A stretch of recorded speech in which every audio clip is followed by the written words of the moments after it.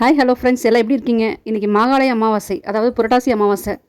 இந்த நாளில் நம் முன்னோர்களுக்கு அவங்களுக்கு பிடிச்ச உணவை சமைச்சு படையல் வச்சு காகத்துக்கு படைக்கணும்.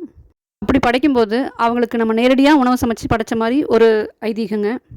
அவங்களும் நம்மளை சந்தோஷமாக வாழ்த்திட்டு போவாங்க. அதுக்காக ஒரே வேலைங்க. வீடு வாசல்லாம் சுத்தம் பண்ணி சாணி மொழுகி 4:30 மணிக்கு எந்திச்சு குளிச்சுட்டு கோலம் போட்டுட்டு நம்ம வேலைகளை ஸ்டார்ட் பண்ணி வச்சுங்க. அன்றைக்கி படையலுக்கு படைக்கிறது வந்துங்க குளிச்சுட்டு தான் சமைக்க ஆரம்பிக்கணும். இன்றைக்கி காலையில் எப்போவுமே நாங்கள் காலையில் விரதம் இருந்து மதியம் சாப்பாடு சமைச்சு காகத்துக்கு படைச்சிட்டு தாங்க சாப்பிடுவோம். வடை, அப்பளம், சேமியா ஜவ்வரிசி போட்ட பாயாசங்க, அப்புறம் உப்பருப்பு, அப்புறம் அவங்களுக்கு என்னென்ன காய்கறி பிடிக்குமோ அதெல்லாம் போட்டு வச்சு ஒரு சாம்பாருங்க, அப்புறம் ரசம், உருளைக்கிழங்கு கத்திரிக்காய் பொரியல், ஸ்வீட் வைக்கணும்னு சொல்லி குலோப் ஜாமுன் செஞ்சுட்டுங்க, அப்புறம் சாப்பாடுங்க.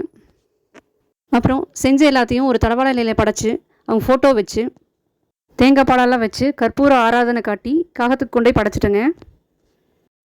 நீங்களாம் சாமி கும்பிட்டீங்களா?